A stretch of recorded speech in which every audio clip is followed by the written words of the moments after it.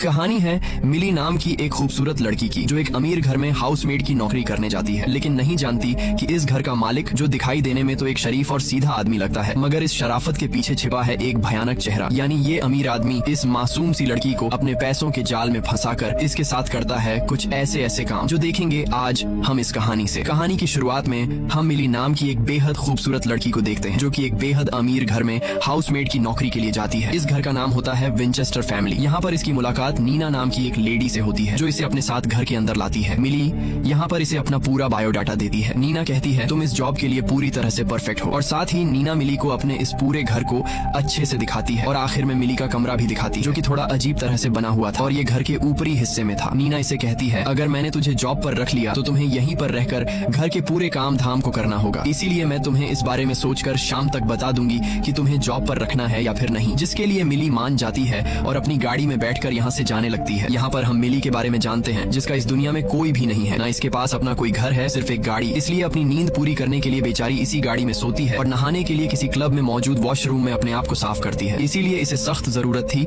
कि इसे हाउसमेड की नौकरी मिल जाए, जिसके चलते इसे रहने के लिए एक घर भी मिल जाएगा। लेकिन नहीं जानती कि यही नौकरी इसकी जिंदगी का सबसे खतरनाक मोड़ है। अब पूरे 2 दिन बाद मिली के पास नीना का कॉल आता है। नीना मिली से कहती है मैंने तुम्हारे बाद काफी लड़कियों से कांटेक्ट किया था, लेकिन तुम उन सबसे बेस्ट हो, इसलिए मैं तुम्हें इस जॉब को ऑफर करती हूँ। तो तुम कब से इस जॉब को ज्वाइन कर रही हो? ये सुनकर मिली काफी खुश होती है और कहती है मैं अभी आ जाती हूँ। थोड़ी देर बाद मिली नीना के पास पहुँच जाती है। यहाँ पर देखते हैं कि घर का पूरा सामान बिखरा हुआ था, इसलिए मिली घर में साफ सफाई का काम करने लगती है। वक्त के चलते शाम हो जाती है। इसी दौरान नीना का हस्बैंड, जिसका नाम एंड्रयू होता है, वह घर वापस लौटता है, और यही वह आदमी है जो कि दिखाई देने में शरीफ लग रहा है, सिर्फ दिखाई देने में। नीना मिली को एंड्रयू से मिलवाती है। एंड्रयू के साथ इसकी छोटी बेटी, जिसका नाम सीसी होता है, उसे भी मिलवाती है। यहाँ पर हम एंड्रयू को देखते हैं, जो कि मिली को अजीब निगाहों से देखा ही जा रहा था, और इस बात को मिली भी नोटिस कर लेती है। एंड्रयू कहता है मैं आज बाहर से ही खाना ले आया हूँ, इसलिए आज मिली को खाना पकाने की कोई जरूरत नहीं है, यानी तुम खाना पकाने का काम कल से शुरू कर सकती हो। इसके बाद ये सभी खाना खाने के बाद बचा हुआ खाना देने के लिए नीना मिली के कमरे में आती है, और साथ ही इसे यहाँ पर एक फोन देती है और कहती है आज से तुम्हें इसी फोन को इस्तेमाल करना है, क्योंकि मैंने इस फोन में अपना क्रेडिट कार्ड को कनेक्ट किया हुआ है, क्योंकि तुम्हें बाहर जाकर खाने पीने का सामान भी लाना होगा, इसलिए तुम्हें जितना भी पे करना होगा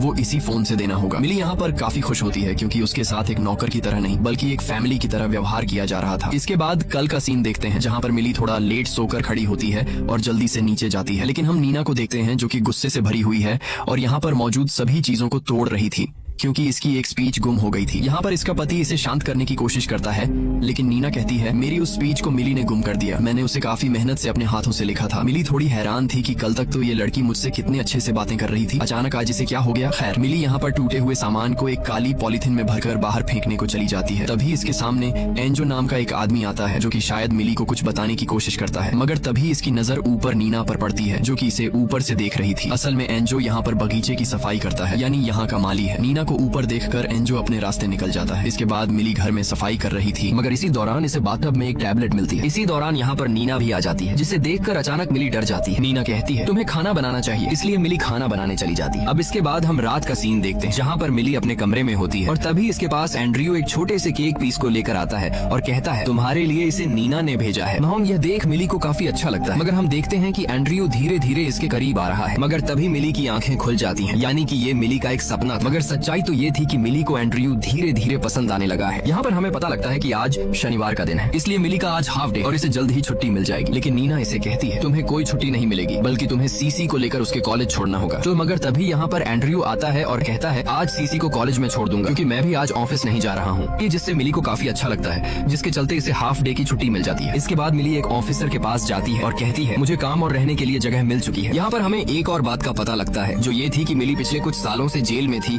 और ये अब पूरे 10 साल बाद जेल की सजा काट कर बाहर निकली है। ऑफिसर कहती है जब तक तुम इस हाउसमेड की नौकरी को कर रही हो तब तक तुम्हें किसी भी चीज का कोई खतरा नहीं है, लेकिन जैसे ही तुमने इस जॉब को छोड़ दिया तो तुम्हें फिर से जेल में डाल दिया जाएगा। इसके बाद हम रात का सीन देखते हैं, जहाँ पर मिली एक सोफे पर बैठकर टीवी देख रही थी। इसी दौरान यहाँ पर एंड्रयू भी आ जाता है और इसके पास बैठकर कहता है ये शो मेरा भी फेवरेट है। ये दोनों एक दूसरे के काफी करीब बैठे हुए थे और अपने कुछ पर्सनल राज शेयर कर रहे थे। मिली कहती है तुम्हारी पत्नी काफी अजीब है, और इस पर एंड्रयू बताता है हाँ, वह दिमाग से थोड़ी पागल है। यहाँ तक कि उसने एक बार अपनी बेटी को भी पानी में डुबाकर मारने की कोशिश की थी, जिसके चलते उसे 10 साल तक पागल खाने में रखा गया। लेकिन इसके लिए हमेशा कुछ टैबलेट भी खाया करती है। लेकिन तुम फिक्र मत करो, तुम्हें धीरे धीरे इसकी आदत पड़ जाएगी, जैसे मुझे पड़ गई। और साथ ही कहता है सीसी मेरी खुद की बेटी नहीं है, बल्कि वह नीना की है। ये दोनों आपस में बातें कर ही रहे थे कि तभी यहाँ पर नीना आ जाती है। अब क्योंकि रात के 2 बज रहे थे और इन दोनों को एक साथ देखकर नीना को शक होने लगता है और पूछती है, आखिर तुम दोनों यहाँ पर क्या कर रहे हो? एंड्रयू कहता है, हम सिर्फ फिल्म ही देख रहे थे। और इतना कहकर यहाँ से चला जाता है। इसके बाद नीना मिली से कहती है, देखो जैसा मैंने तुमसे कहा था, तुम ऐसा बिल्कुल भी नहीं कर रही हो, इसलिए कल सुबह तुम अपना सामान पैक करो और यहाँ से चली जाओ। ये सुनकर मिली घबरा जाती है और कहती है, मुझे माफ करना, आगे से मैं ध्यान रखूंगी। साथ ही नीना कहती है, तुम मेरे पति से बिल्कुल दूर रहो और हाँ, छोटे कपड़े पहनना बिल्कुल छोड़ दो। अब एक दिन नीना और एंड्रयू दोनों किसी काम के सिलसिले घर से बाहर गए थे। मिली घर पर अकेली थी, इसलिए नीना के रूम में जाकर इसके सामान को चेक करने लगती है। इसी दौरान इस जहाँ पर कुछ टैबलेट्स की बॉटल्स मिलती हैं, जो कि काफी सारी थीं और सभी एक जैसी थीं। इसके बाद हम कल का सीन देखते हैं, जहाँ पर नीना मिली के लिए अपने कुछ कपड़ों को देते हुए कहती है, ये मेरे कुछ कपड़े हैं जिन्हें मैंने सिर्फ एक बार ही पहना है, इसलिए तुम इन्हें पहन सकती हो। जिसके लिए मिली इसका शुक्रिया अदा करती है और साथ ही इसे कहती है, मुझे माफ करना, मैंने तुम्हारे साथ काफी बदतमीजी की है, मुझे तुमसे इस तरह से बातें नहीं करनी चाहिए थी। और कहती है, मुझे एंड्रयू के लिए कुछ ऐसा करना है जो उसे अच्छा लगे, इसलिए तुम मूवी की टिकट और एक होटल बुक करो ताकि हम दोनों अकेले एक साथ अच्छा समय बिता सके। खैर, इसके बाद हम कल का सीन देखते हैं, जहाँ पर मिली ने मूवी के लिए 2 टिकट बुक कर ली थी और इसके बारे में नीना से कहती है, जिस पर नीना गुस्सा होते हुए कहती है, आखिर मैंने तुमसे कब कहा था कि तुम शनिवार के दिन हमारे लिए मूवी की टिकट बुक करो? तुम्हें पता नहीं है क्या,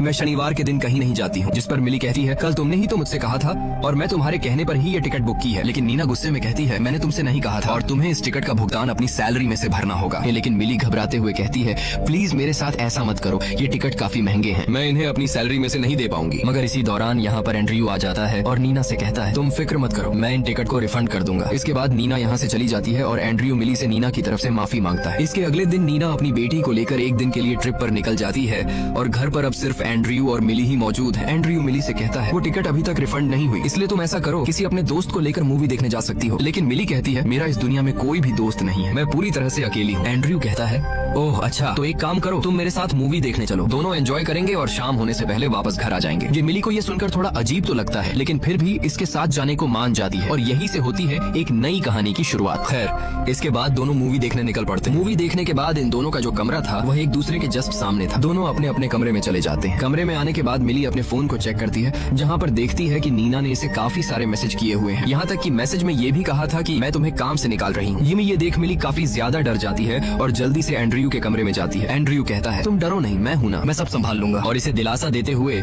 इसके काफी करीब आ जाता है और देखते देखते दोनों एक दूसरे के साथ रिलेशन में आने लगते हैं। खैर, आज के दिन ये दोनों एक साथ मौज मस्ती करते हैं। इतना कुछ होने के बाद एंड्रयू मिली से कहता है, इस बारे में नीना को पता नहीं लगना चाहिए। तो मिली कहती है, तुम फिक्र मत करो, उसे पता नहीं लगेगा। इसके बाद दोनों नीना के आने से पहले ही अपने घर पहुंच जाते हैं। थोड़ी देर बाद यहाँ पर नीना भी आ जाती है, जो कि मिली से माफी मांगते हुए कहती है, जो मैंने तुम्हें मैसेज किए वो सब मैंने नशे की क्या हालत में सेंड किए थे, उन्हें तुम सीरियस मत लो, और बार बार सॉरी बोलती है। थोड़ी देर बाद एंड्रयू और नीना खाने के लिए टेबल पर बैठे थे, तभी मिली खाना लेकर आती है। नीना खाने को टेस्ट करते हुए कहती है, तुम खाना काफी अच्छा बना लेती हो, क्या तुमने ये सब जेल में ही सीखा था? ये सुनकर मिली शॉक हो गई कि इसे कैसे पता चला कि मैं जेल में रह चुकी हूँ। ये बात सुनकर एंड्रयू भी थोड़ा हैरान होता है, क्योंकि इसे भी इस बारे में कुछ भी नहीं पता था। मगर नीना कहती है, चलो जो हो गया सो हो गया, वो तुम्हारी पिछली जिंदगी थी, हमें उससे कुछ भी लेना देना नहीं है। और साथ ही इसे अपने कार की चाबी देते हुए कहती है, तुम बाजार से घर का सामान ले आओ। मिली चाबी को लेकर बाजार से सामान लेने चली जाती है। यहाँ पर मिली की मुलाकात एक लड़की से होती है, जो कि असल में नीना की एक फ्रेंड है। मिली के हाथ में नीना का दिया हुआ फोन भी था, जिस पर ये लड़की मिली से कहती है, शायद ये फोन तुम्हें नीना ने दिया है। तो मिली कहती है, हाँ। और ये लड़की बताती है,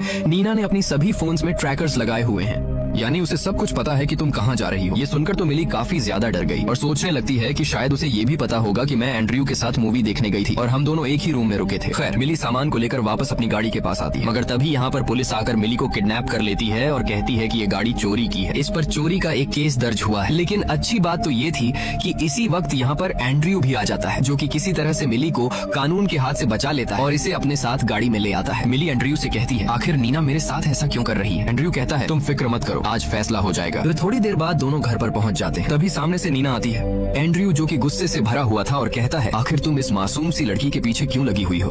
आखिर तुम्हारा इसने क्या बिगाड़ा है? मगर नीना जो कि अपनी हरकतों से बाज नहीं आती और एंड्रयू को उल्टा जवाब देती है, जिस पर एंड्रयू को गुस्सा आ गया और इसे कहता है, तुम मेरे घर से इसी वक्त अपने सामान को लेकर निकल जाओ। ये नीना कहती है, ओह हेलो, ये मेरा भी घर है। लेकिन एंड्रयू कहता है, ये तेरा घर नहीं है, ये सिर्फ मेरा घर है और अब तुम यहाँ से निकल जाओ। इतना सुनने के बाद नीना घर से बाहर निकल जाती है, लेकिन सच्चाई तो कुछ और ही है। यहाँ पर हमें पता चलता है कि असल में नीना खुद एंड्रयू से अपना पीछा छुड़वाना चाहती है, लेकिन क्यों, इसके बारे में आपको अब पता लग जाएगा। अब इस घर में एंड्रयू और मिली दोनों ही मौजूद थे। वक्त के साथ दोनों एक साथ अच्छा समय बिताते हैं। अब ऐसे ही एक दिन मिली एंड्रयू के लिए एक प्लेट में खाना लेकर जा रही थी, मगर तभी अचानक इसके सामने एंजो आ जाता है। अचानक से मिली की नजर जैसे ही इस पर पड़ती है तो थोड़ी डर जाती है और उसके हाथ से प्लेट नीचे गिरकर टूट जाती है। प्लेट की आवाज को सुनकर जल्दी से एंड्रयू यहाँ पर आता है और पूछता है क्या हुआ। मिली कहती है